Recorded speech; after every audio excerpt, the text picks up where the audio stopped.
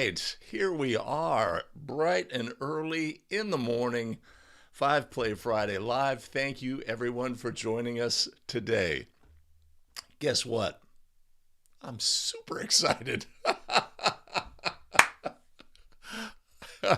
It is the truth. It is the truth. I know we've been stumbling a bit with the live stream technology as of late. We hit a nice groove, but the software changed, and my mind is just blowing up with possibilities. We have a great opportunity to have a much more streamlined show in the future, so I'm super excited about it. And I hope everybody's having a fantastic day. We are on the verge of the high school season. It may have started where you are locally. I know I have a scrimmage tomorrow, first high school scrimmage. I've had some women's JC and NCAA women's action so far, a couple of scrimmages and a game, a tournament game. But high school starts, and we're excited about that. Okay, glad to see everybody today. So Jason Hayes says varsity girls scrimmage in the morning, followed by 4 AAU games, varsity boys jamborees on Tuesday and Wednesday. We are jumping into it, right? And that's always so I think we're still in a situation where I know here locally um, uh, the count of officials is extremely low, right? And so you had this last year as well, of course, with a COVID impacted season, and it presents challenges to the officials. So there's not enough officials. Assigners have to assign games. They're going to give maybe officials more than they should, right? I know here locally we had some situations where we've got officials working a triple header, or this was last year, or officials working, a high school game solo, right? And these are obviously worst case scenarios. And as officials, we really have to, who's going to look out for us, right? You really have to protect yourself and protect your health and make, because right, you pull that muscle, you injure that thing, and then now everything's even worse, right? Now you're trying to work through that and you're impaired. So we have to take care of ourselves and be careful. That's all I'd say is be careful we don't try to do too much. Chris Denton has his first game of the season today at 4. Excellent. Excellent. Let us know how it goes, Chris. When I did my first collegiate scrimmage, it was the first time I was on the court in 18 months. I was so happy. It's so much fun, right? That's the bottom line. If you really enjoy doing this, you get out on the court and it's like, I know why I enjoy doing this. This is fun. This is fun and challenging, right? And we want to be our best. And when you haven't officiated for 18 months, you're not going to be at your best. But you can see the light at the end of the tunnel. Yeah. So my eyes are a little slow, I found early in the season. I was just a little late transferring my eyes, looking at, anticipating the play, etc. And usually I get that I work NCAA women's, right, scrimmages, games, etc. before the high school season starts. And then the high school season starts. And there's definitely a difference between the women's game and varsity boys, let's say. The varsity boys game is just faster. And again, I find myself being a little slow. So we're all working our way into it. Dave jumps in from Minnesota and says that the punch is still alive and well in Minnesota for high school hoops. Long and Mike Connors, long live the punch. Indeed. Oh, I got a call. Apologies. We are definitely scrambling this morning to do all the things and for the broadcast. Martin, excellent. Good to see you. Scott Bach Hansen stops in. If you have not had a chance, we had a sit down with Scott, and he had a presentation on new officials, how they can specific steps that they can take during that first season in order to be the best official they can be and improve rapidly as a basketball official. You can find that as part of our Voice in the Game series. Not much of a series so far, but we're working on it. Appreciate you stopping by, Scott. Good to see you. Danny Bermudez in the house from Ohio. Dan Kelly, good to see you. Dan, I think you sent a comment about not being able to view a video, and I apologize for that. I don't know the answer to that question. All right. So Randy's got it, he's got it all sorted right here. He's got a scrimmage tonight and then 3 scrimmages tomorrow, right? Why does he have 3 scrimmages tomorrow? Because there's not enough officials, right? And so, when we're faced with that, we have to do a couple of things. One, are we going to go 100% in that first scrimmage, knowing that we have 2 additional scrimmages? Probably not. We have to be smart, and so we just recognize that. Are we doing the best for the game, right? The best case scenario is we've got that one game and we're going to go and we're giving it 100%. It's a 90-minute experience, etc. Second best is, well, we're going to have 2 games, maybe some time between. But we have to have a strategy if we're going to be working consecutive, just like working, we have a 6-game set of AAU games or a 4-game like Jason. We got 4 games. How are we going to approach that first game, right? Are we going to go all out? Maybe. But it's going to be hard to have consistency throughout the day when you're on the court for, 5 hours or 6 hours in that situation. So, Randy, hang in there. Stretch well. Show supporter Stan Bickler. Punch. Yeah. Mike Goodwin jumping in from Alaska. Good to see you, Mike. I hope you're staying warm. Jim Wood from Michigan. The Zooch wants to see the excitement. The Zooch, of course, from Missouri. We are showing him the excitement. Ed Terrell.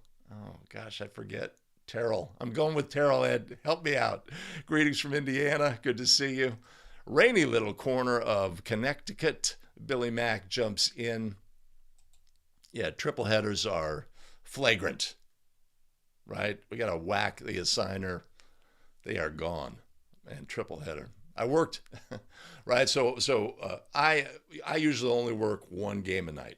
That's the position I'm in. That's what my schedule allows. And so I remember specifically coming in one situation where my partner, this is going to be his 3rd game of a triple header, right? 2-person crew, boys varsity, big floor. Right? So you got to have a strategy in place of how you are going to, handle this, handle this situation, right? Do we expect our partner to be 100% their ability to, get to the end line, officiate plays, etc.? No, we know that they are impacted by the situation. Maybe that's going to handle how we're going to work our switching. Right? Are we going to switch them all in this situation? We have to have that flexibility. If we have flexibility built into our game, then we are in a better position to handle the situations that arise. Let's say you're working a game with a partner who is physically impaired. They do not move well, but they are working this game with you, and so you have to make it work effectively as a crew. Right? Do we want to put pressure on them to move more? Right? We just need to have that flexibility and that recognition so that we can do the best for the game and the crew in that situation. Allow us to perform best. Now, we absolutely dominate the understanding of mechanics and switching and all of the things. We own that. We know the proper way to do things, right? If we are working 4 AAU games, are we going to do things properly? Right? If we have that partner who's maybe hobbled, they have a bad knee, let's say, but they're working this game, right? This is our crew. We need to protect our crew and put them in the best possible position. So having that flexibility, right, and the ability to adapt and the ability to recognize is a skill, and it takes a little practice, but we can do what's best for the game and for the crew. Tony Dye's in the house. Good to see you, Tony. All right, everybody, tomorrow's the day. Tomorrow's the day. Ah, okay. Okay. Billy Mack, first game, December 13th, coming up.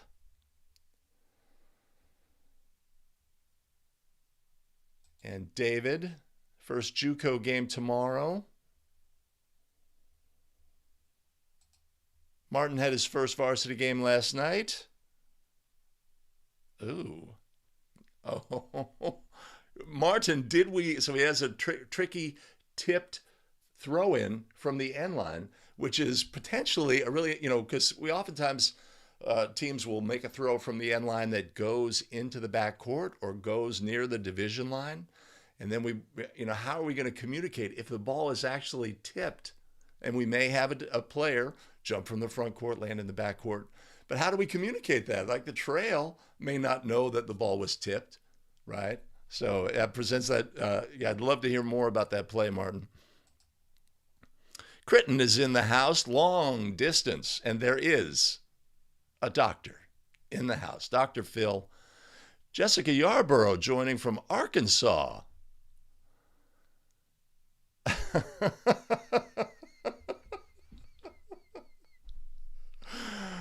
Yes, so Jessica is working, right? Had games Monday, Tuesday, Thursday, one today, and some tomorrow. Yeah, so that's what I find early on as well is, all right, so our availability is up to date in Arbiter. Now, I have 3 separate assigners, right, myself personally, but we're all up to date in Arbiter. Great. But here's the deal. If you have availability, boom, assigners will find you, right? You're available Monday, Tuesday, Wednesday, Thursday, Friday. Boom, boom, boom, boom, boom. They will load you up. So so sometimes you think, oh, this assigner produced some games and I got some games and that's great. And we move on, right? But those other assigners will find that availability and they will fill you up. Yeah, we got to protect ourselves. It's true.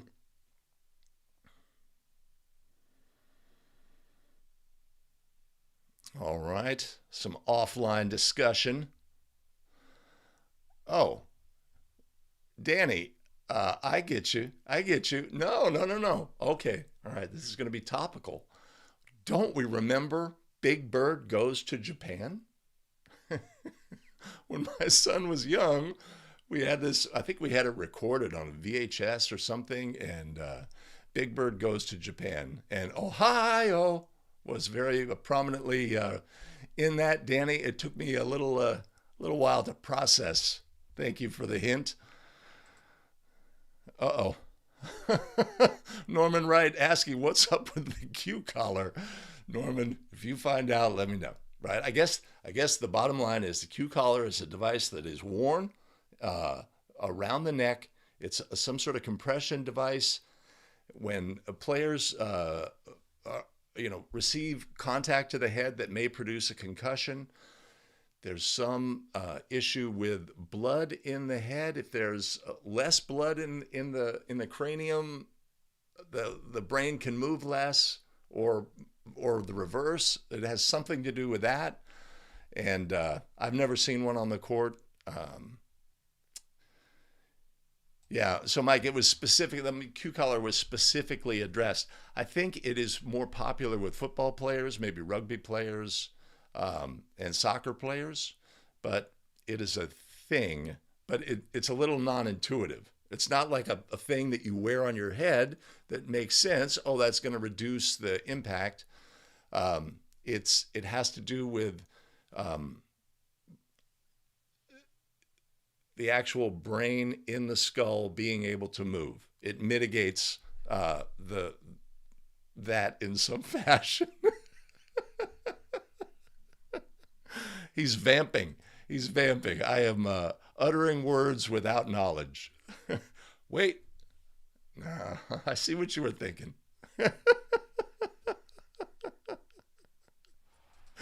Yeah. Yeah. Well, we have our starting. Oh, Ed Terrell says you nailed it. Excellent. Excellent. Yeah, we'll start. We'll have a featured list of regular viewers. Norman, the first one I see will be the first one that I have seen. Why NFHS added that to the slide deck for new rules and points of emphasis, I do not know. Um,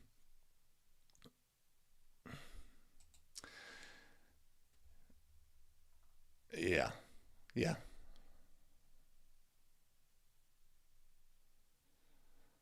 Okay. Well, one thing that we know is National Federation of High School takes concussion management or prevention and management very seriously. So there's no doubt in my mind that it is the intent is to help mitigate concussion and the impact of concussion on student athletes, right? So it's well intentioned, it's a little non intuitive, and it's new to me. So my first reaction is, huh? Right? But we got to let it play out. Hello, Isaac in the house. Okay. All right. As a younger official, Danny says, I say yes to every assignment. I pretty much work every day of the week. And as a young official, that is a fantastic strategy. That will work, right? First of all, as a young official, we want to see a lot of plays. We want to see a lot of games because we want to see all the things, right? Repetitions are great, right? And that's one of Scott's points in his video the presentation that he made on a strategy for new officials is work a lot of games, see a lot of plays, have a lot of communication situations, right? Have the ability to try out, have reps communicating. I tried this communication strategy. It was a miserable failure. I tried another. It was kind of successful, right? Right. I was able to talk the coach with this statement, with that statement. Oh, I said this, and then he said, I could improve, right? So go forth and prosper, young official. Gregory Handy doubling our Alaska contingent.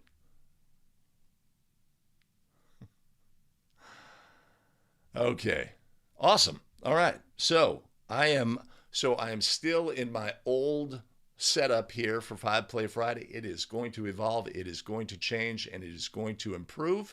And that's why I'm super excited. But we are going to move now to the next episode.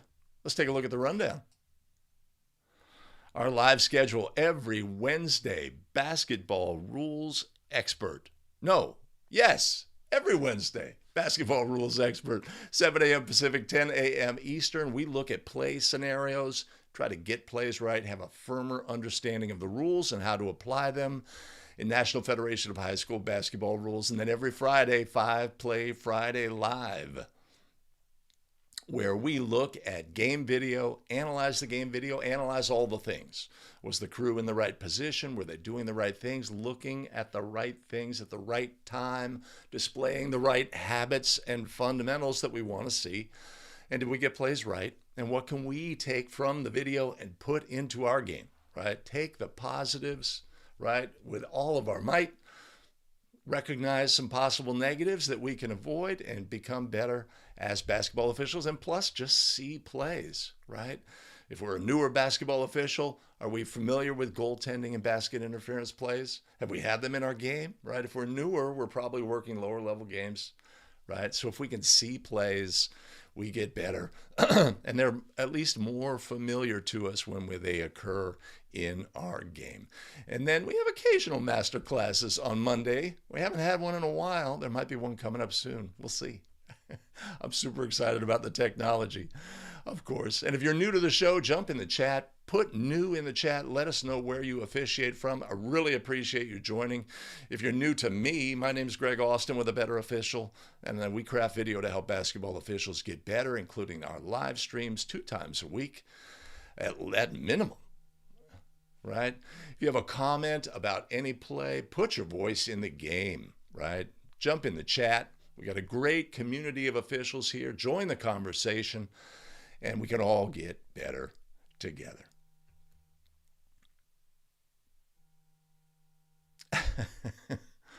Anitra, we're wrapping up. Sorry. You have missed very little.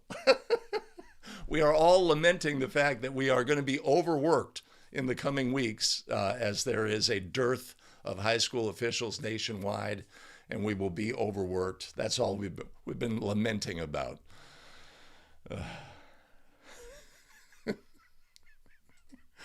Billy Mack, yes, yes. Everybody in Alaska knows everybody. I mean, there's like Northern Exposure. Now we've talked a lot about shows in the past, Mannix, Kojak, etc. Streets of San Francisco, personal favorite, as I am a fan of the San Francisco. But Northern Exposure, very popular here in the Austin household. Um, and yeah, that's what I assume Alaska is like. You know, remote. You got to fly into the village. Oh, merciful heavens.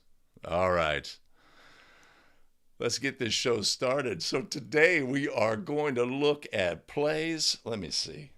Hold on. Yeah, I'm poised. I'm poised for greatness. Here we go. All right. Today we're going to look at plays. Let's go.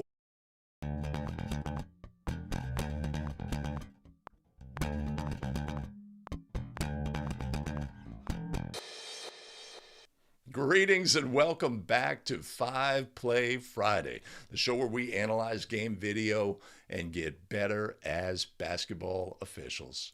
Greetings again, everybody. My name is Greg Austin with abetterofficial.com. We craft video to help basketball officials get better and take control of their officiating career.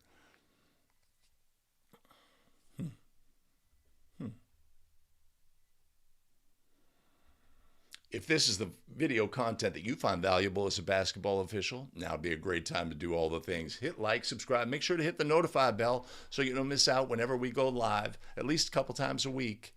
And yeah, we'd love to see you on the live stream if you're not joining already. All right, before we get started, allow me to thank our fantastic show supporters. Stan Bickler, Darwin Sonata, Thomas Burnside, Kenneth Burnett, and Roger Mully. Much appreciated and much love. You want to support the show, you can always buy us a coffee. There'll be a link in the show notes below. Tremendous. I really appreciate it. Everybody, thank you so much.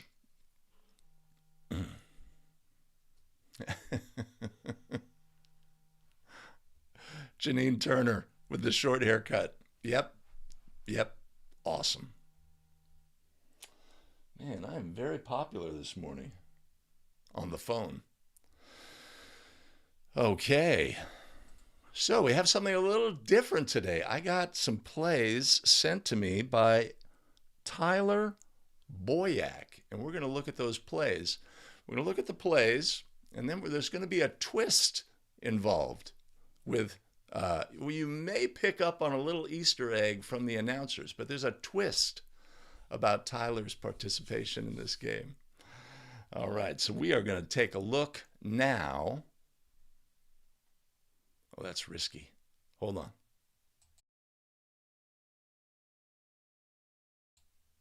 Huh. Okay. Let's take a look at our very first play.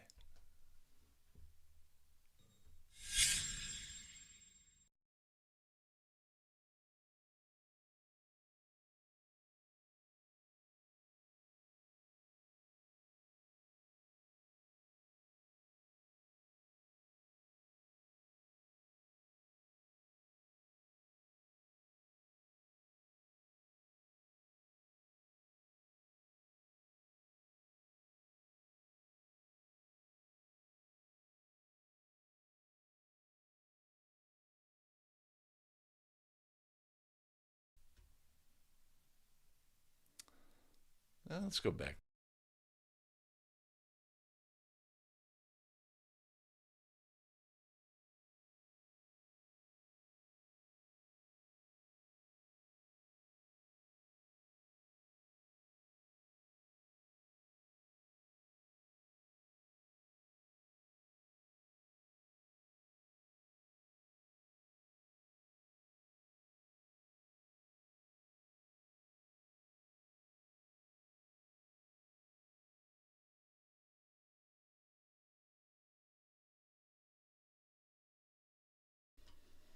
All right. So, a wild sequence. We're 2 minutes into this game, right? We're first period. Let me make sure it sounds good. We're 2 minutes into the game. We're in the first period. We have a wild sequence, right? Steal, contact, something on the floor, transition the other way, rebound, and ultimately a block charge in the middle of the lane. Ooh, get out the way, ref. There we go. So let's assume this is our first block charge play of the game, right? So that's a thing. But let's take a look here, right? So we have the ball is deflected, then there's contact, then there's some action with the feet of the player who lost the ball. A great block, right? This is a wild sequence. Now this game, that is a lot of people here watching this game. I'm sure it's a wild and crazy environment.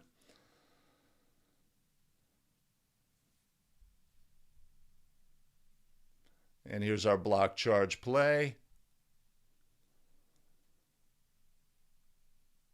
And we're calling this a block. Score the goal. Okay, all the things. All right, let's take a look here. This ball is deflected before the contact, right? The officials rule the resulting contact to be incidental. That makes sense. But this player on the ground plays the ball with their foot in a very discreet fashion. All right, they reach out extend their foot and sort of drag the ball back. No call on that play. Remember, of course, that it is illegal to play the ball with the foot or the leg, right? An intentional action should result in a kicking violation there.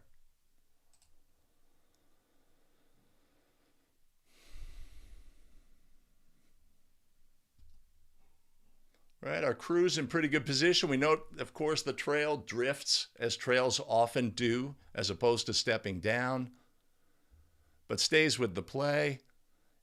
And we have the block charge in the lane, right? So let's assume this is the first block charge play of the game, right? This is rule to block, right? As a crew, right, this is a close play. Why is this a close play?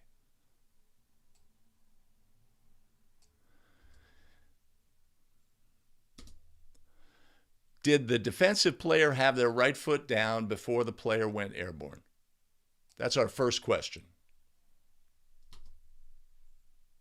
Yes. Yes, they did. And then the defensive player firms up over that foot, maybe extends their hip a little bit, right? But this is why this is a close play, because the foot coming down and the player leaving the floor are very close together, a fraction of a second. If the defensive player had stepped over when the player was already airborne, it's an obvious block, moving into the path. But this one is ruled a block, right? So if we are the outside official on this play, right, that goes in the bank, right? We have had this block charge play be ruled a block, right? Because when we go back the other end of the floor, we want to make sure if we have a similar play that we have a similar call on the play.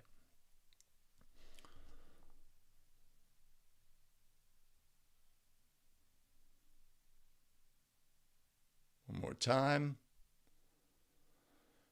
Right. So I would judge that, that ball is out, right? Before the contact. That's incidental. This player on the ground plays the ball with their foot. Should have been a kicking violation. Lead should have had a good look at this play. Great block. Wild sequence early in the game.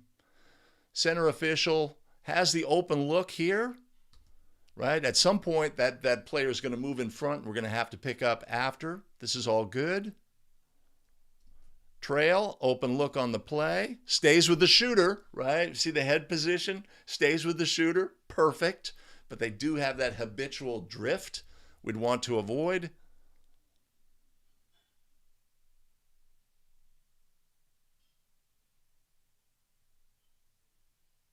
Yeah. Yep. Blocking foul ruled. Awesome. Awesome. Let's go there.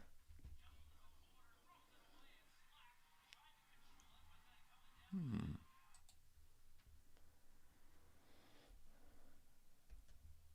All right. So a great clip sent by Tyler on this play. uh, Scott says a lot to unpack here, right? So and it's true, right? So let's first of all recognize the situation. This is a big gymnasium, seems to be a rivalry game. You know, the stands, it's one of those situations where the stands go up like 40 rows, right? There's a lot of people here watching the game. There's a big student section, big excitement, right? Everything's fantastic. It's a great high school environment. I think we've got a band over in this section, right? We got cheerleaders at both ends, right? It's exactly what we want. But we're excited, right? And this game is going to unfold. The score is now 4-1 when this play occurs. Have we had a block charge play yet, etc.? We're still sort of settling in. After a couple of minutes, we'd expect to be in a pretty good position. But there's, it's a wild sequence, etc. Right? Perfect. Perfect.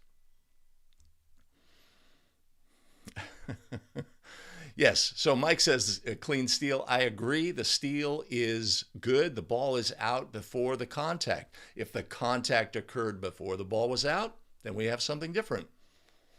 But this ball is intentionally played by the player on the ground. Should have been a kicking violation. Mike Connor says defender was legal before the shooter became airborne. Right, Mike and I have a difference of opinion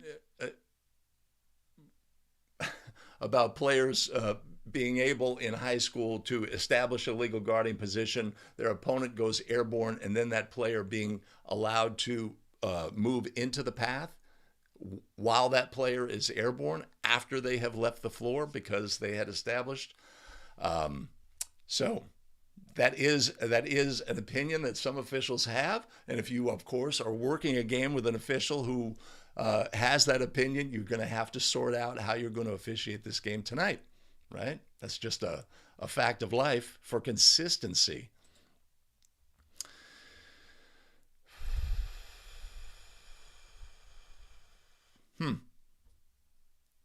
Okay, let's take a look at that.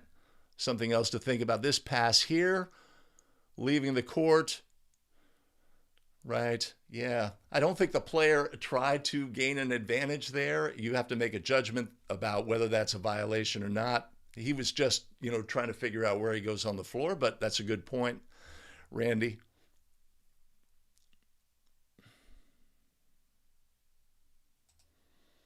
Okay.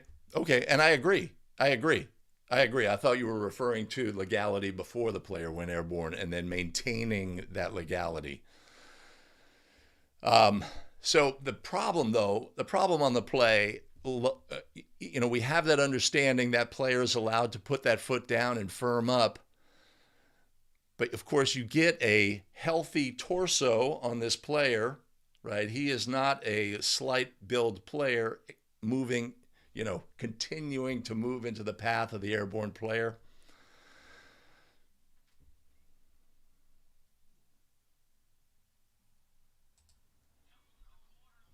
Dave Craig has block all the way. Fully support you in your decision. Okay, so Dave says more than 1 foot has to be on the floor for a legal guarding position. Fantastic.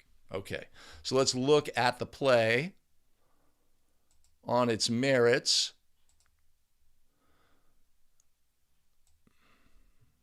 Let's go here. Would you say that the defender who ultimately is charged for a blocking foul has legal guarding position in this instance? Right now, do they have legal guarding position? What do we need for illegal guarding position? 2 feet on the floor facing the opponent. Torso facing the opponent. Is this player, do they have 2 feet on the floor facing the opponent? They have legal guarding position. They have obtained. Do they maintain? Becomes the question, right? They are allowed to move laterally and obliquely, legally, right? They do so, takes one step, firms up. So we had legal guarding position, right? Initially, the player moved to maintain that position, and it's a judgment question about whether they did so successfully.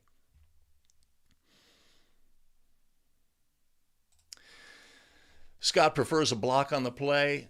He did have initial LGP, and so Scott says he didn't maintain, right? A1 alights, and then then the defender slides. B2, I guess, is a great way to put that here.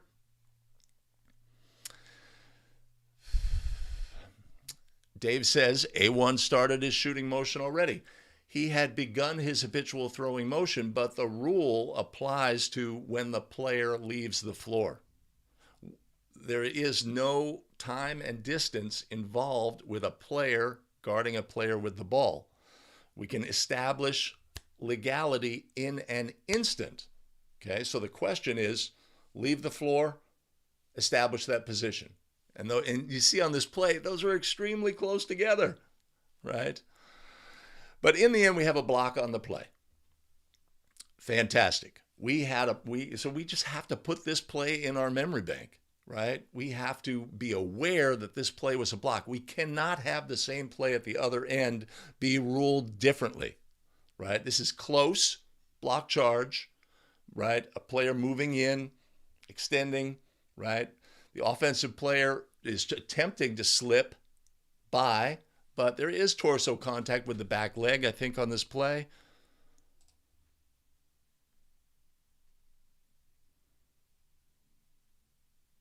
I think we have the best players for both teams on this play as well. One more thing to be aware of as we handle the game. So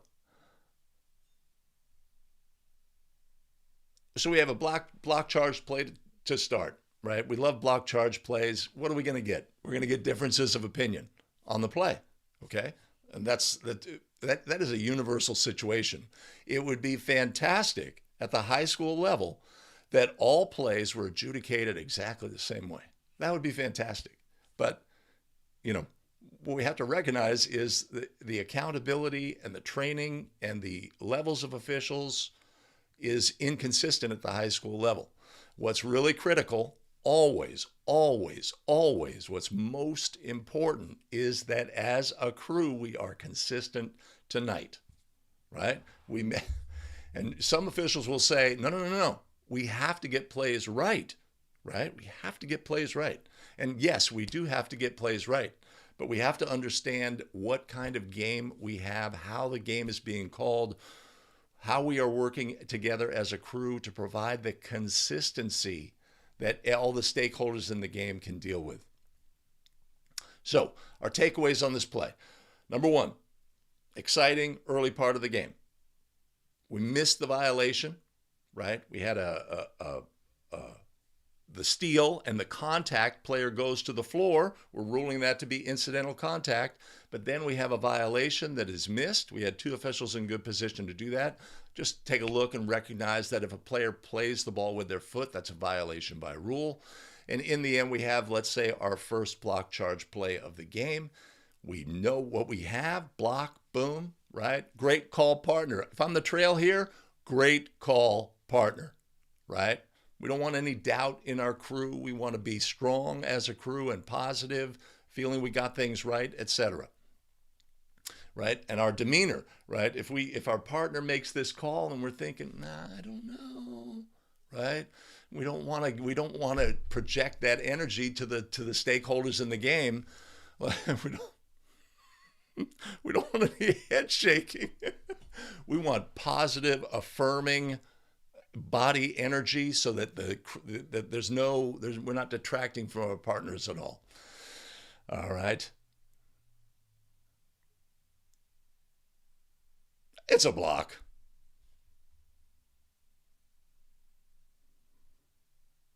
All right. That was fun. A block charge play to get us started. So Tyler submitted that play, and Tyler, okay. Isaac says, I think he maintained legal guarding position but didn't obtain it. Thus, it's a block. Obtaining legal guarding position is not hard to do, right? It's not hard to do, and it does not have to be pure, right? So our player, like our offensive player is going in this direction. Here's our defensive player. They are here. They are facing their opponent. They have 2 feet on the floor. By rule, they have obtained. Okay? They move in a sideways fashion or obliquely. They can take a step back. He's a little of both on this play. But the obtaining of legal guarding position is a simple thing to accomplish. 2 feet on the floor facing the opponent. Now, did he obtain the legal guarding position in the path? Right? That can be potentially confusing. The player's going in this direction. The offensive player is going in this direction, and the defensive player obtains their guarding position here. So we could say, oh no, they didn't obtain it, right? They did obtain it. They're legal, 2 feet on the floor facing their opponent, but they ultimately move into the path of the player.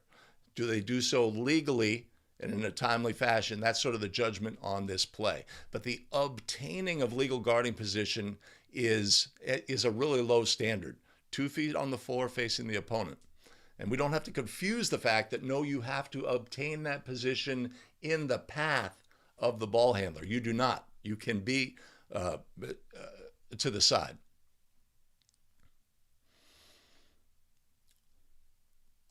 Randy Wilson, good start. Let's move on. I think that's my takeaway on the play on that. Okay, let us now. All right. Okay, a great first play from Isaac. I'm sorry. A great first play from Tyler. Here's another play from Tyler. Let's take a look.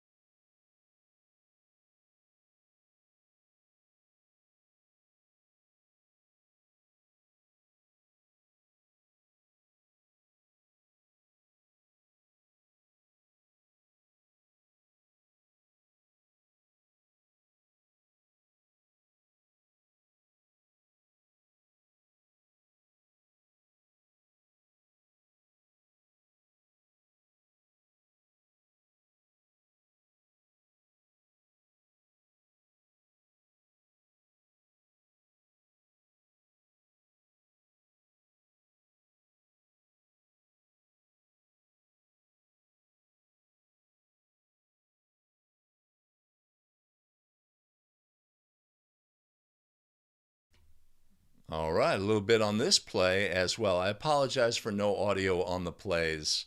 I still haven't solved that issue. I can hear the audio, you can't. So I apologize for that. Something I have to sort out. But, so what do we have on this play? Right, we got another great block by 13 here. He's defensive prowess. Let's look at our game situation. 5-point game, 1:20 remaining. Right, player on the perimeter, pump fake on a closeout. Goes to the basket, ball's deflected, and then we have a crash. Official raises a fist and goes out of bounds. Who amongst us has not raised the fist and pointed out of bounds? Oh, who amongst us indeed? And then in the end, also note we have a player, a large player. Late in the fourth period, we had assumed they are a very sweaty player. They have landed in our lane area, and they tell the officials, hey, we got a wet spot on the floor, right? This ball is swiped down and then ends up going sideways. This appears to be off of the offensive player's leg. And then we have a resulting crash situation that the officials ruled to be incidental at that point since the ball was already gone.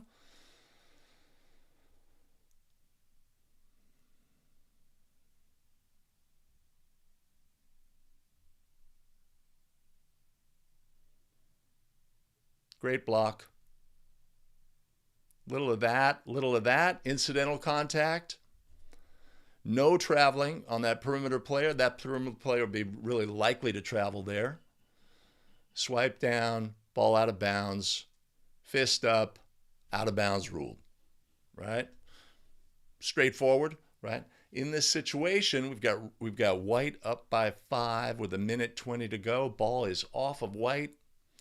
I'd really want us to get that play right in this situation. But our official's in really good position. Of course, we're always looking at position on the play, right? Our offensive player goes into the defender in transition, and ultimately, that defender was from behind, but we had that action. Ultimately, we have this play. So, just in regards to the wet spot on the floor, just be super alert. The outside officials should know, right? If a big player goes down in the middle of the lane late in the game, this player's been playing, right? There's going to be moisture on the floor. You do not want ever players to slip on moisture on the floor that you had an opportunity as a crew to fix. Okay, we shouldn't have to have the players come to us and say, "Hey, we have this situation." We want to be alert for that.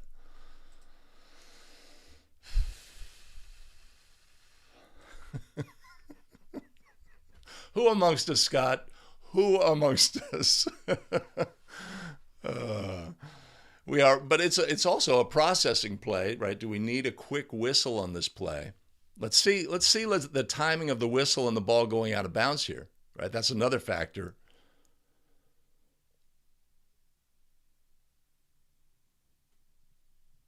Okay, I'll take that. I'll take that. In the end, the judgment was out of bounds. I did not see a foul on the swipe down by the secondary defender. And we could say, who do we want to see that swipe down by the secondary defender, right? If our center official was in good position, seems mobility is a little bit of an issue, but has an open look, right? Closed look. Yeah. Let's go back. I'll go here. So we're looking for that swipe down from the outside. Who could have a look on the play? Our center's in good position, but gets blocked there.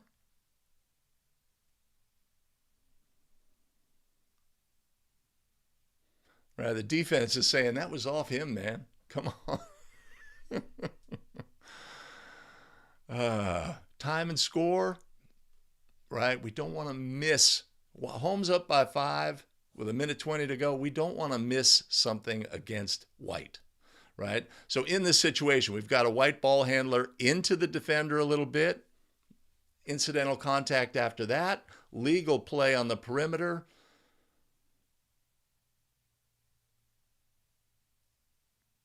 Yeah, out of bounds there to off of, giving the ball to the blue would be the right call here, it appears. And it would really fit the game if we put that call in the game. Again, we do not want that wet spot to be there. We do not want to miss that. We want to keep our players safe. We don't want any. You got to figure this is a great game. It's 55-50 with 1:20 to go.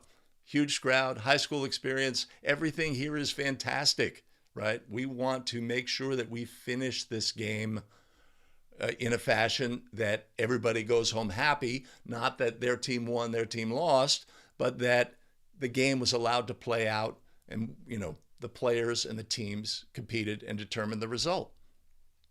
We don't want that play. We don't want a slippage and a kid going down and getting hurt.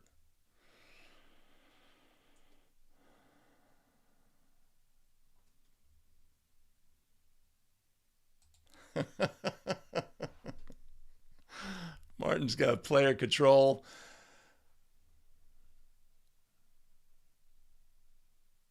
Right. Our ball's not out of bounds when the contact occurs.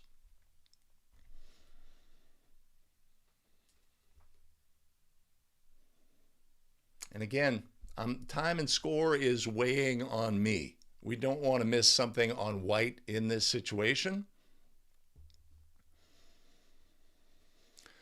So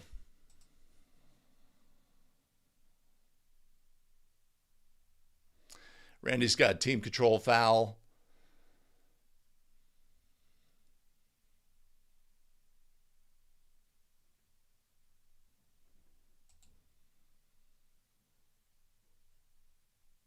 Yeah.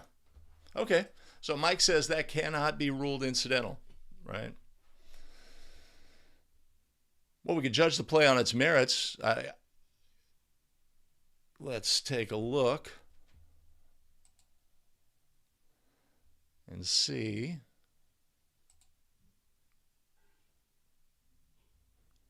Yeah, our defender is there. It seems like the worst possible outcome. Either player control or team control rather, or out of bounds. But blue is getting the ball here.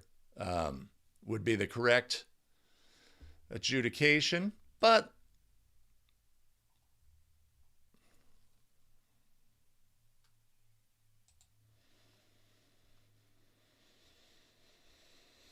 well, Dre, you could say, okay, the ball was out of bounds, right?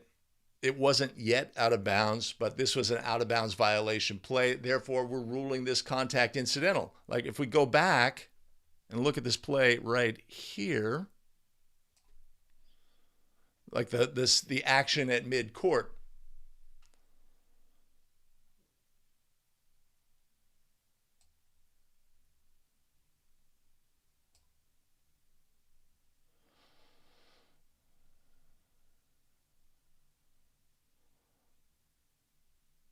Right? Let's say that player there in blue got to the floor. What would we say? How did they get to the floor?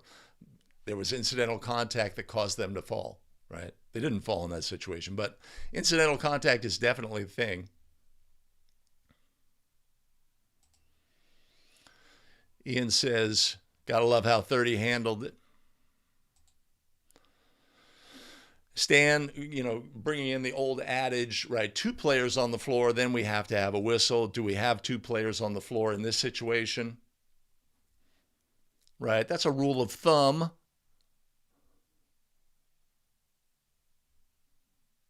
Right? So we only have the one. But, yeah, I'm always thinking time and score here myself. Okay. All right. Two great plays from Tyler, and you can't hear the audio. So here's the deal. Well, let's get through the final play, and I'll tell you. All right, let's take a look now at play number 3 from Tyler.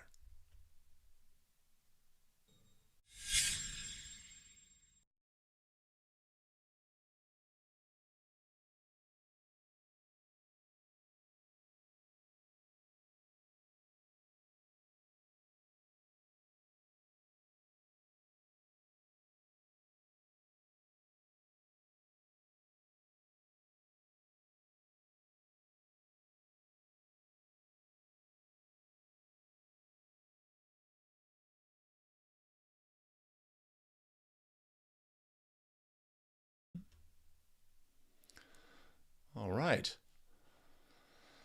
3-point shot misses. Transition. Contact. Player goes down, but the ball gets to where it needs to get to.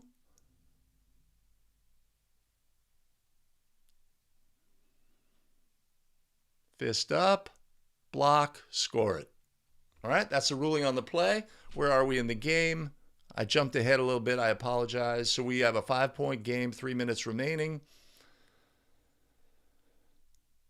What do we have on this play? Right?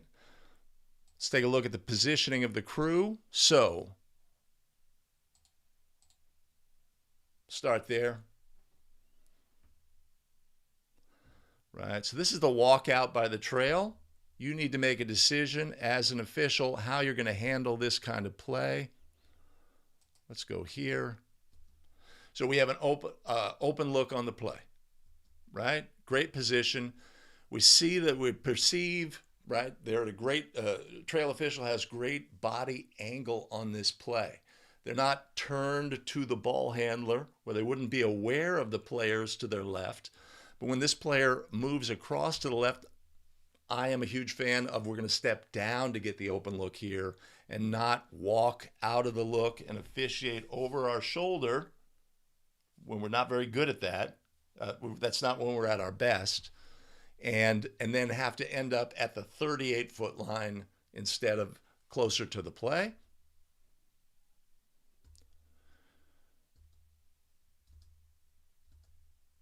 Right? Because we'd want, it would be great if we had better proximity on that play. Some officials are reluctant to work low, knowing they will be the trail. All of the training from up above, NBA, NCAA, says sideline oriented, open look, get below shooters. Okay? If that works for you in your game, if there's some mobility issues with the official, they don't like to be potentially at risk of getting to the other end, being a problem, right? That's something that you can, certainly bake into your approach. But consider getting below that shooter in case the shooter, which they don't, but in case the try was released right there, if there was a try for goal, we're not in a good position to adjudicate that play, right? Of course, high school courts, proximity of the benches, etc., are all factors as well. We'd be getting into a bit of a pinch there. But a best case scenario for me here would be our trail official anticipating the movement and stepping down right here, stepping down while the ball is in flight, anticipating that movement. But on we go. Now, we have something in transition. Is our center official, right? So our center official kind of wanders down on the play as opposed to, getting, recognizing the rotation, moving into position, etc. They just are on a bit of a stroll and end up in a low position that I don't think they needed. And then they are behind the play in transition, right? Our player is fouled, but the ball gets, and then we have our block charge play.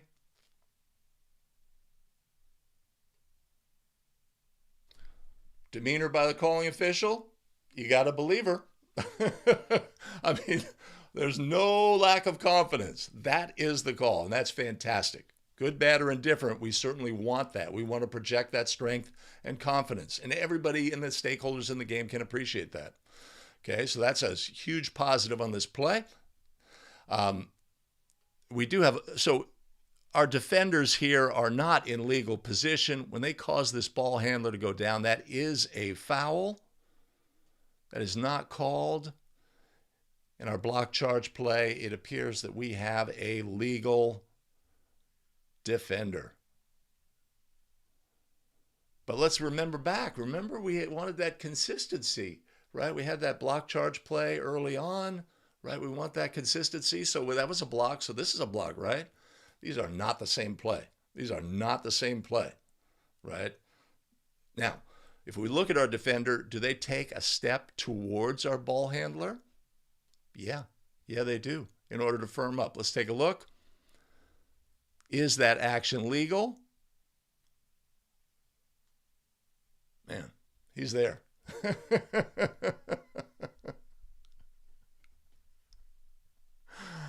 We are allowed to make that movement towards a defender and then stop.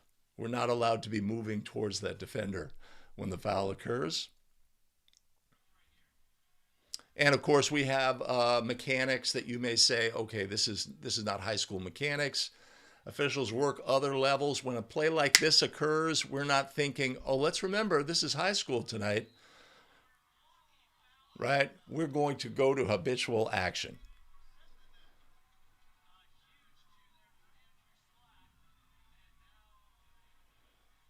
All right, so we're putting that player on the line. 5-point game, 3 minutes remaining.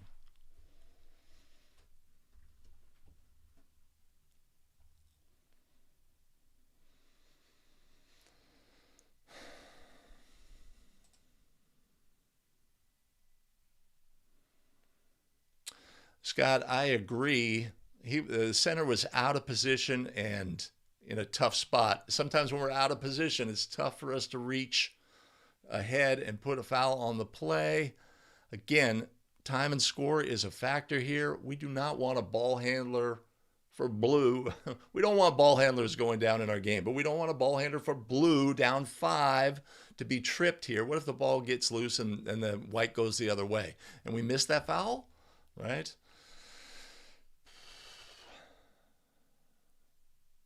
But even if we're out of position, we can tell that there's no legality by the defenders here. They are not, that player from behind has head and shoulders past him. He is liable for all contact on that ball handler.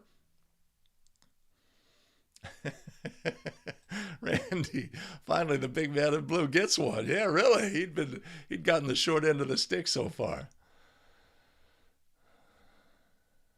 All right.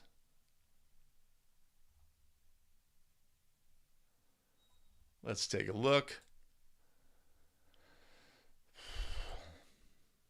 Should have been a charge. Yeah, okay. So Critton says we can't, bottom line is we have to say, okay, look at this defender. Are they legal? 100%. They are legal. So block is off the table in this situation.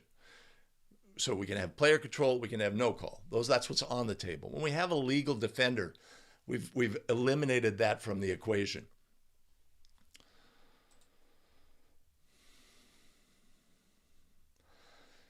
Stan says his feet slightly outside shoulder width. He could have had him been doing the splits, man. He took it right. Boom. And 30 is pretty big here.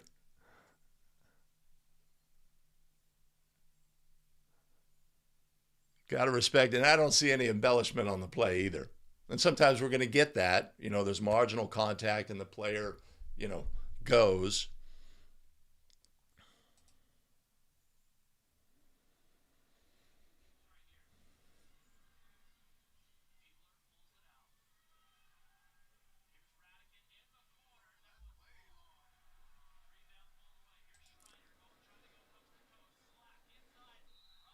Yeah, Randy. So I just don't see, right? So what we want to do in regards to that first play we saw where that was a block. That was 2 minutes into the game. This is at the very end of the game. I'm assuming we've had many block charges. Just because we have a block on that first play, proper or not, does not mean every block charge play is going to be blocked tonight. No, it's far, we need to judge every play on its merits. We're looking for similarities maybe between plays. This play is not similar in that it was not close. That player is established before the second foot left the floor, not just the foot they jumped off of. So there's much greater time here, rather than sliding into position legally or not. That player was established firmly in the path of the ball handler, right? Rather than hip contact or side of the torso contact.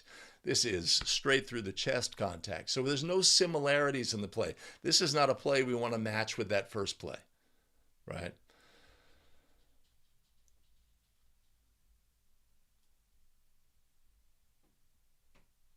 Yeah, that's charge. What's our mechanic? Boom, boom, point.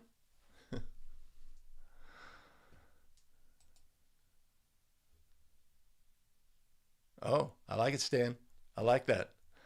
We always have to keep that in mind. I had an assigner, or a clinician rather, tell me, you're right, you have 2 left-handed shooters in the game. That's going to affect how you position adjust. You need to be able, and it's like, what? I had no idea. Thank you.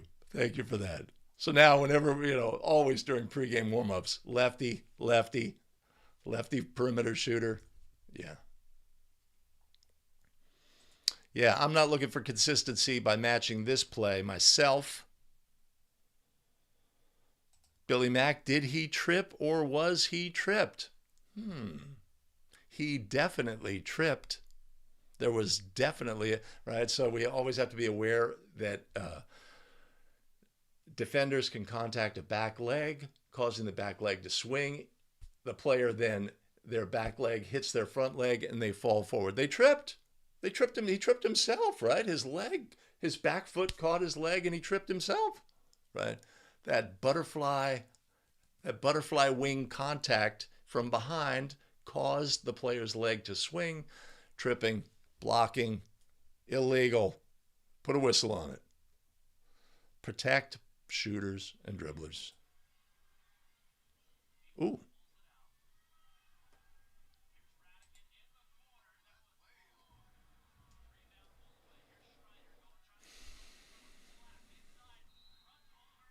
Yeah, I know when we're watching these videos and the videos occur close together, we got to recognize that from the, a lot of game has passed. That's all I'd say about that.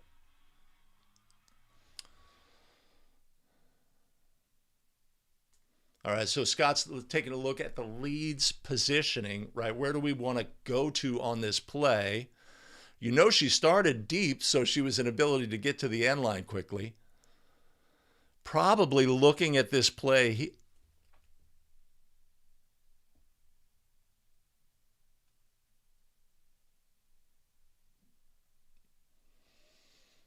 yeah, I see what you're saying, Scott. Right, if she had just stopped with her best position, right? It's not always easy to stop ourselves when we have momentum, but if she had pulled up right here, that's a great position to officiate this play from. Continuing to run down does not improve our look.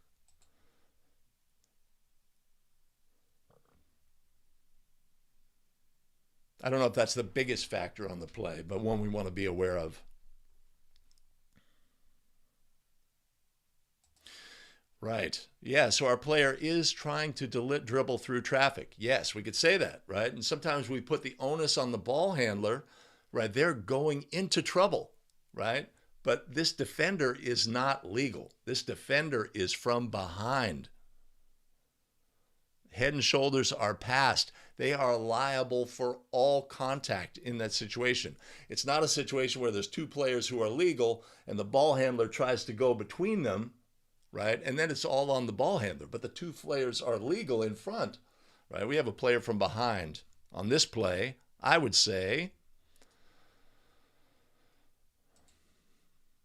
all right, Scott, do what you do. I appreciate you joining in. I really appreciate it. Good to have you on the chat.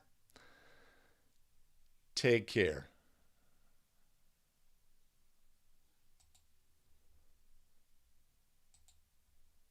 Yeah, exactly, Mike. I think she was in great position. Had the Cadillac look, right? You wouldn't couldn't ask for a better look. Continuing to move there. We could show maybe a little more strength as well if we don't continue to move. Just something to think about. All right, but we're going to move on. Let's take a look at play. No, no, no, no. You're not getting me there. Yeah. Okay. Let's take a look at play number 4.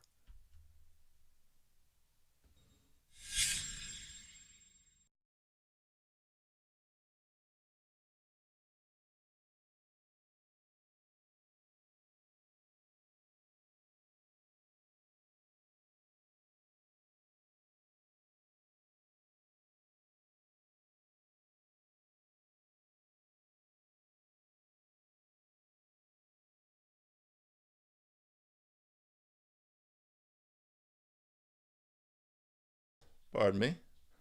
Let's take a look at play number 4.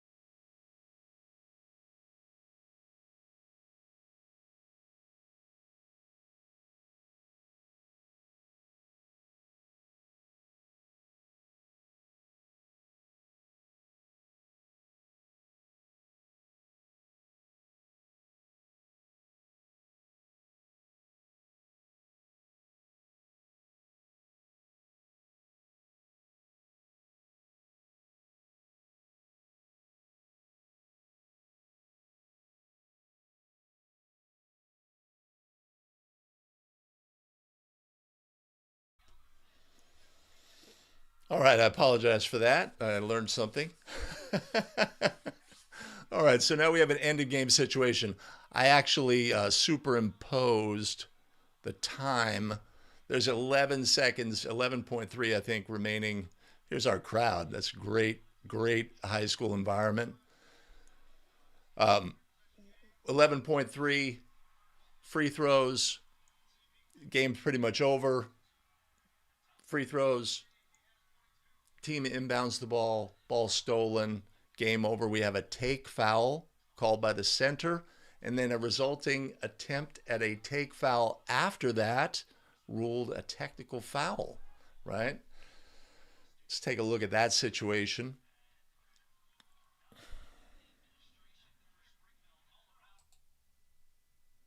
Right, so here's our first free throw. 5-point game, 6-point game, 2-possession game. Right, our trail official doing what trail officials tend to do, right? Drifting ahead of the play, looking back, not anticipating the player coming, right? We're in the way. That's not the huge thing. We have a take foul here called by the center official. The other player doesn't recognize that and has a take foul as well, and the official assesses a technical foul for that dead ball contact. Right? It says 8:50 here. It's 8.5 seconds remaining.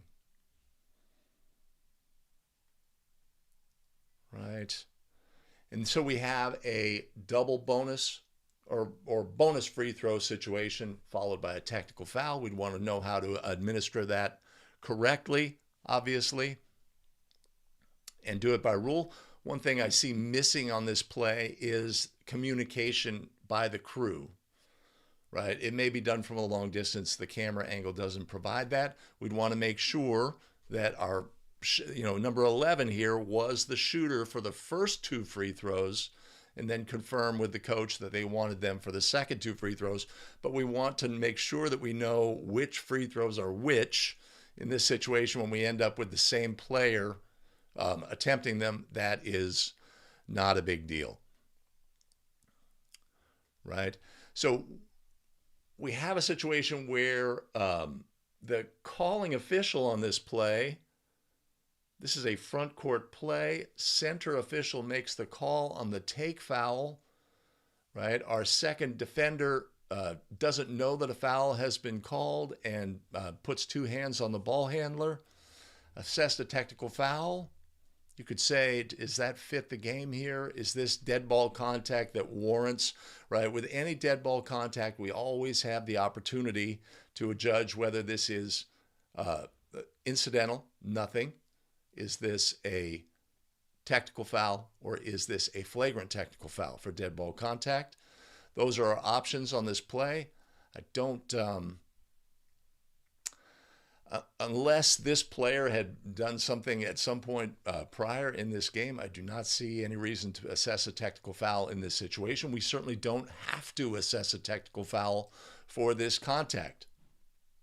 This is not contact that necessarily rises. Now, is this a foul in live ball? Absolutely. Absolutely, it's a foul. Is this warrant a technical foul in a dead ball situation? I do not think so. And we always, and like Randy says here, in a loud stadium, we have to give the benefit of the doubt to the players potentially not hearing the whistle in this situation, especially when the whistle comes from the center official outside their primary, although it's an obvious foul. It's an obvious take foul, and in take foul situations, we want to obviously get the foul. The team is trying to foul. Call the foul, right? We don't want to make them then have to be more obvious with their fouls and do something that causes some issue in the game.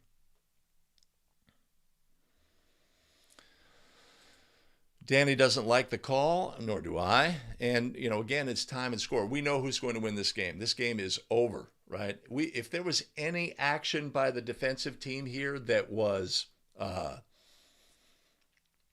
am I going to say this? Normally I'd say chicken shit. If there's any action here that is, trying to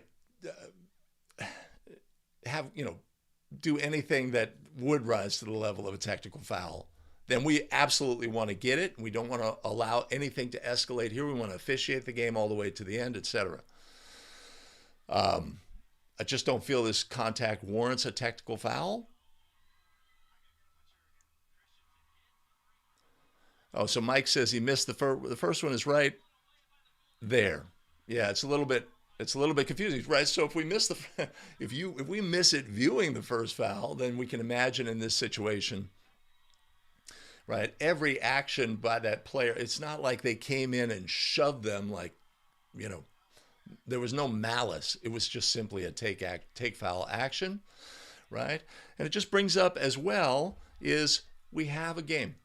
We have a game in this environment. It's fantastic high school experience. Everything's great. Two teams competing. We're doing the best job that we can, right? And we get to this point of the game, and now we know who's going to win the game. But we want to just keep officiating this game and just guide it into its natural conclusion.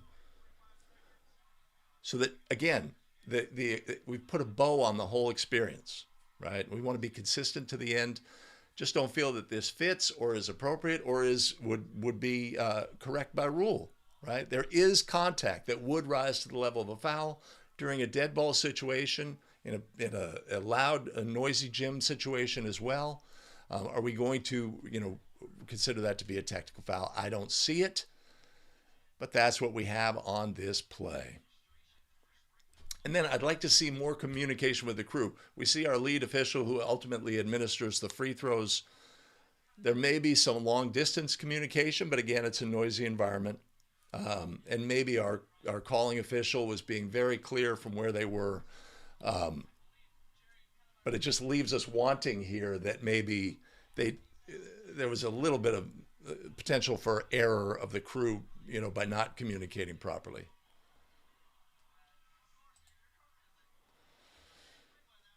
Right. So Tony says, given the situation, he would pass on it. I would pass on it as well. In any situation, almost, I would pass on that contact. It just does not rise. This is not a situation where the player, one player turns to the other and shoves them, or does, something, a tripping action or an elbow or anything like this. It's just they're behaving normally as if a player who had not perceived the whistle. And the contact itself is not something that rises to the level. They're just trying to take a foul. That's the appropriate thing to do in that situation. But we by misadjudicating a play in that situation, we potentially leave a bad taste in the mouth, right? Or we give that offended coach something that they can latch onto and, really sort of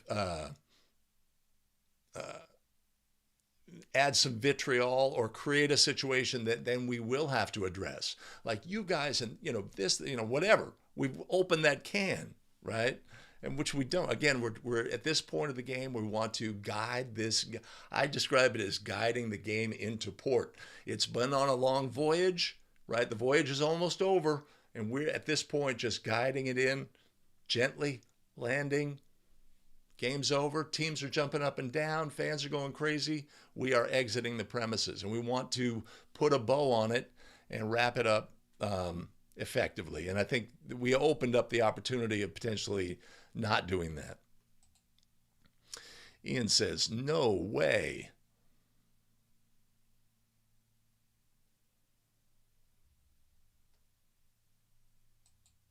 Hmm.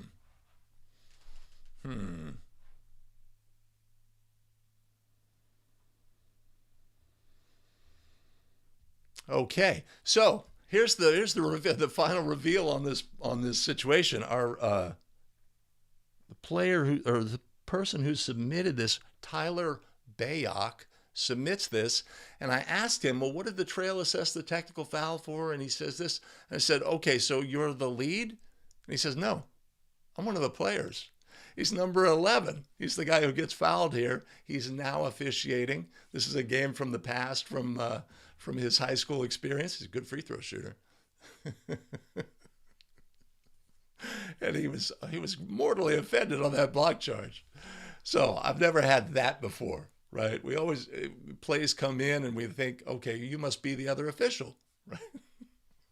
No. Tyler's number 11, now officiating. I hope he's having a great start to his career. And so that's fun. Okay. Now, I got to figure out how to do the next.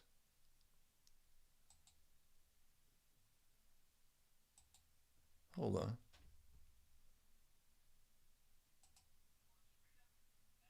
Okay.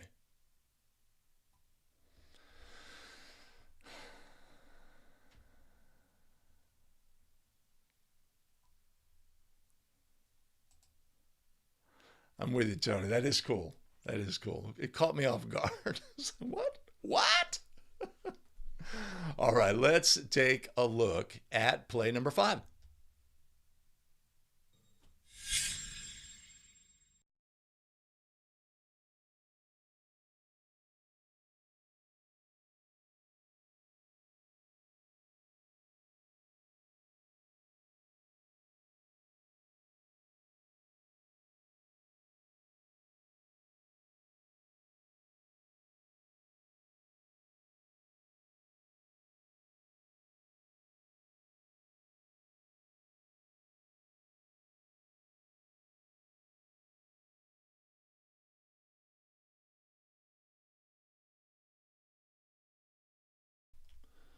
This play is submitted by Nate Jackson.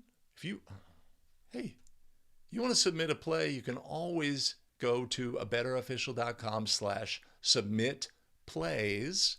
There's a link in the show notes below. So this one's from Nate Jackson, and we've got a player extending a backside into a defensive player. Right, point of emphasis this year in NBA, it's causing a bit of a adjustment, is players seeking fouls being penalized with an offensive foul call. I don't think we have that on this play. We have a player protecting the ball, right?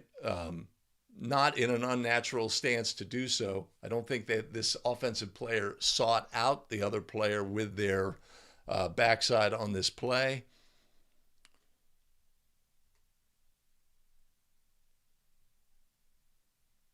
But in the end, we have a ruling of offensive foul on this play.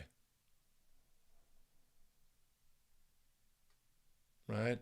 So you could say she traveled. If we watch the footwork here, let's go here. If we watch the footwork, there is a slight movement of the right. So we got one step back, and then she moves her right foot into the path a little bit. And maybe that's what the official saw on the play. I think travel is really our only option here, and that's kind of subtle.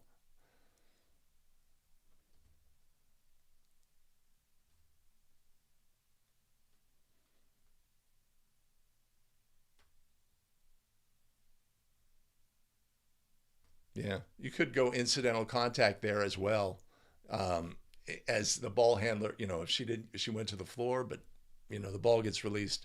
I don't know. We have no information about time and score on this play, but I appreciate Nate bringing this play to the table for us to look at. So Mike has good call, unnecessary contortion.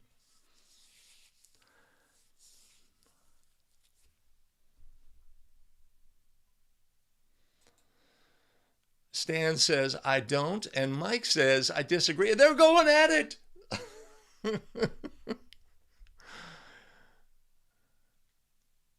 Yeah, I don't know if that player. So, we see this often. Like a player grabs a rebound and they double over, right? And, just in an effort to protect the basketball. And in doing so, you will extend your backside and you will go outside your vertical plane in doing so. It's pretty natural basketball movement.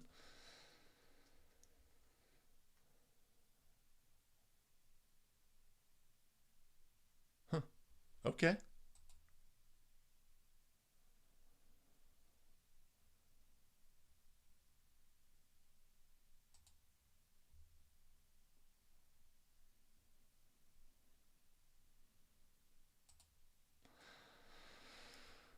Yeah, we're a little excited as calling official.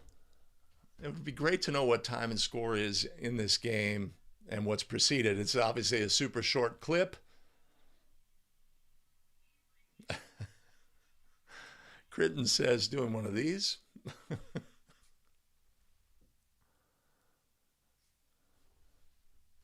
Yeah, it's a subtle play. It's a subtle play. But that leads us to an opportunity to take a look at a bonus play.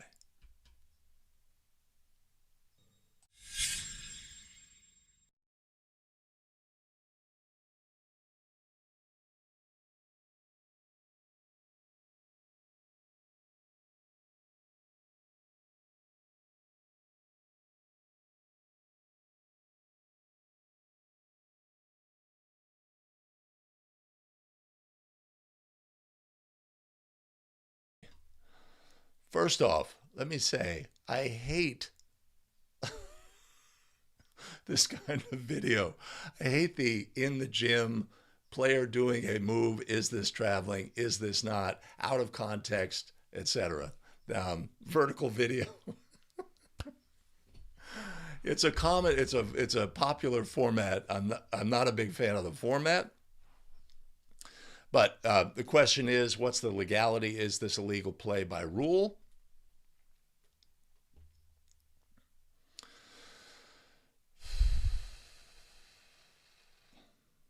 Let's take a look. So when does this player terminate their dribble? Is the key question on the play. Once a player has terminated their dribble, what are they legally allowed to do? Right? If we look at this play here, this player is dribbling the basketball, right? And then at some point, right, at this point, the ball is, we have the handshake situation where the ball is on the side, the hand is on the side of the ball. Now the hand has become under the ball. This is the point where the dribble is being terminated.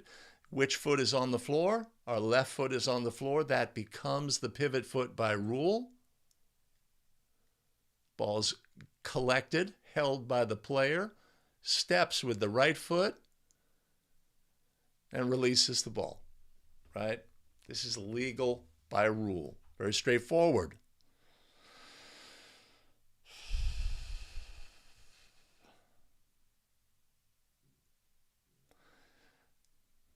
And we notice the toe drag, right? Is that part of this play? Is this player returning their pivot foot to the floor? Ay, ay, ay. Not in my mind. That is not part of the play.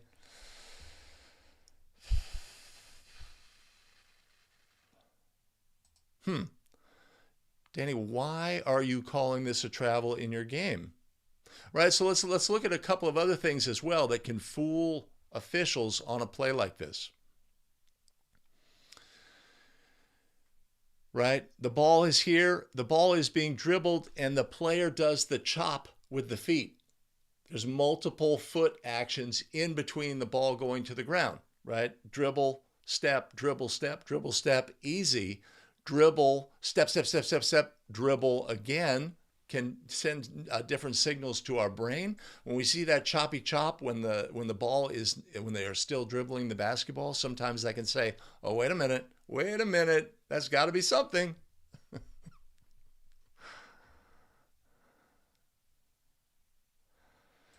Billy Mack says, when did the ball come to rest in his hand? It's obviously not at rest there, right there. When he goes under the ball to scoop and change directions, a lot of times you could say when the ball changes directions, that's when it occurs. Critton says, I've had my partner call this from 15 meters away when it's right in front of my face. Just like previously, Critton, just like it's like who amongst us has not had the fist and then out of bounds? Who amongst us has not had that partner? You know that one. Who puts a whistle on this play?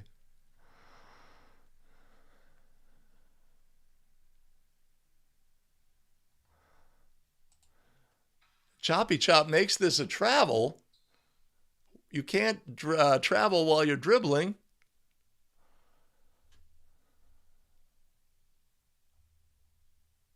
So that was a fun one. I appreciate you submitting that, Ron. Much appreciated, much love.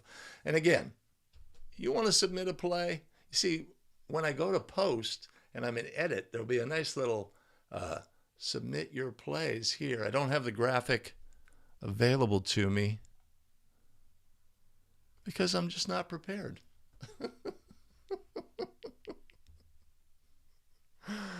But I appreciate you, Ron. Okay. Da, da, da, da. Huh. Okay. All right.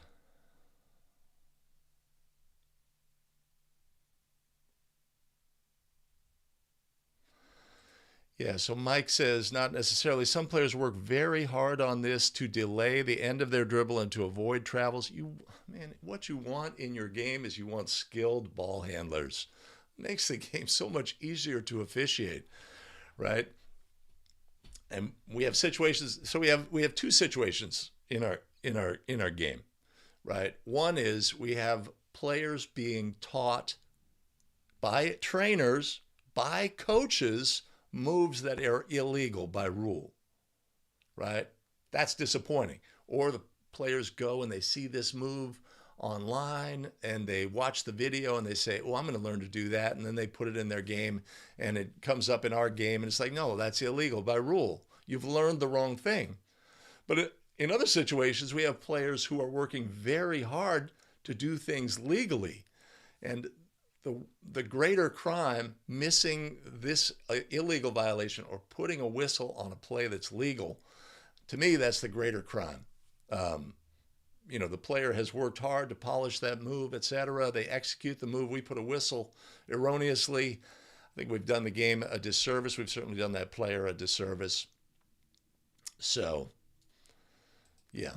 It's all about the meters here, Billy. We are international. I believe Critton is from Thailand.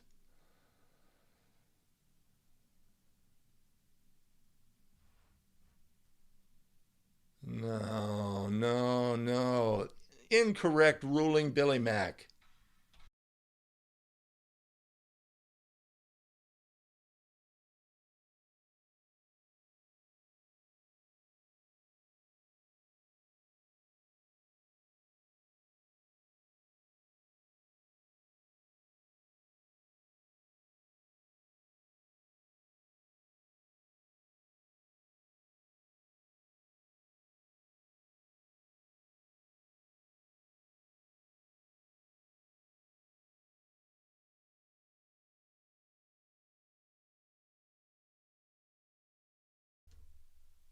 Sorry, I'm muted.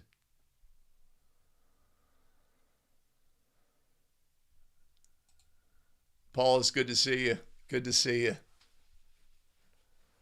Yeah, Father Time is undefeated.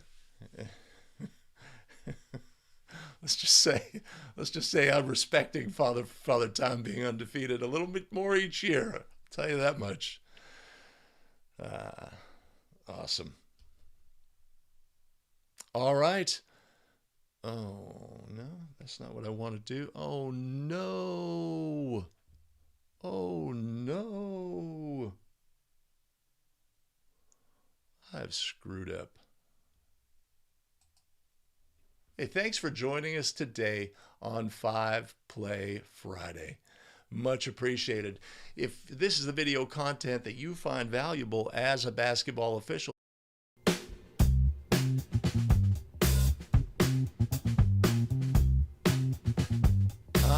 okay. If you find this content valuable as a basketball official, it's a great time to do all the things. Hit like, subscribe, and notify so you don't miss out on any of our new content. We live stream twice a week. Join us for the live stream. Love to see you there. Allow me to thank our tremendous show supporters: Stan Bickler, Darwin Sonata, Thomas Burnside, Kenneth Burnett, and Roger Mully. Much appreciated and much love. You want to support the show? You can always buy us a coffee. There'll be a link above and in the show notes below. Tremendous. We have additional video content available for you here. Here's the basketball rules expert we just did. Here's something that YouTube says you'd like. Make your choice. Choose wisely. We'll see you in the very next one. Take care.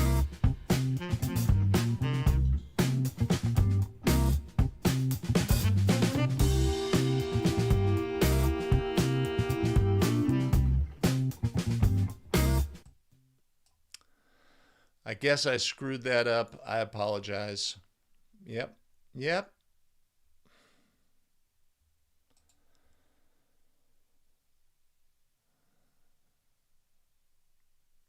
Don't know what that means.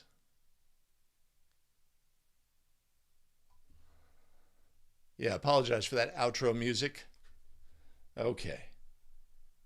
I have fixed that.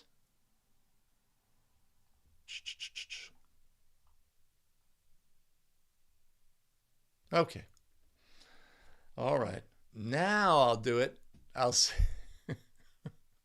Hey, thanks everybody for joining today. I had a lot of fun. Great participation in the chat. What a fantastic community of basketball officials. Appreciate all the new officials joining on. I hope you found some value there as well. We will see you in the next. Everybody be safe. We've got those games coming up, scrimmages. Don't overwork yourself. Protect your body. Do what's right. And we'll see you next week.